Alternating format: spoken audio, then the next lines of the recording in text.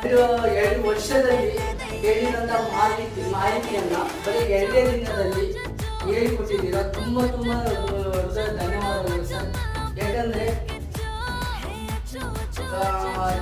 ಯಾಕಂದ್ರೆ ಜೀವನದಲ್ಲಿ ಯಾರಿಗೆ ಹೋಲಿಕೆ ಮಾಡದಂತ ಒಬ್ಬ ವ್ಯಕ್ತಿ, ಒಂದು ಜೀವ ಅಂದ್ರೆ ಅದು ಮನುಷ್ಯ ಮಾತ್ರ. ನಿನ್ನೆ ಒಂದೊಂದು ಹೇಳಿದ್ದೀನಿ, ಏನಪ್ಪಾ ಅಂತಂದ್ರೆ cat, dog and mouse and gorilla. Actually ಜೀವನದಲ್ಲಿ ಬೆಕ್ಕು ತರ ನೀವು ಚುರುಕಾಗಿದ್ರೆ ಜೀವನದಲ್ಲಿ ಏನಾದ್ರೂ ನಾವು ಸಾಧನೆ ಮಾಡ್ಬೋದು. ಅದೇ ರೀತಿ ನಾಯಿ ನಿಯತ್ತೊಂದಿದ್ರೆ ಮನುಷ್ಯ ಎಲ್ಲಾದ್ರೂ ಬದುಕಬಹುದು, ಏನಾದ್ರೂ ನಾವು ಕೂಡ ಅಚೀವ್ಮೆಂಟ್ ಮಾಡ್ಬೋದು. ಅದೇ ರೀತಿ ಮೌಸ್ ತರ ಯಾವಾಗಲೂ ಆಕ್ಟಿವ್, ಯಂಗ್ ಯೂತ್ ಅಂತ ಹೇಳ್ತಿದೀವಿ. ಬಟ್ ನಾವು ಹೇಗಿದ್ದೀವಿ ಅಂತಂದ್ರೆ ನಮ್ ಕೈಲಿ ಏನು ಆಗಲ್ಲ, ನಮ್ ಕೈ ಏನು ಮಾಡಕ್ ಆಗ್ತಿಲ್ಲ, ಆಗಲ್ಲ, ನಾವು ವೇಸ್ಟ್ ಅಂತ ನಾವೇ ಏನ್ ಮಾಡ್ತಾ ಇದೀವಿ, ಹೀಯಾಳಿಸ್ತಾ ಇದೀವಿ.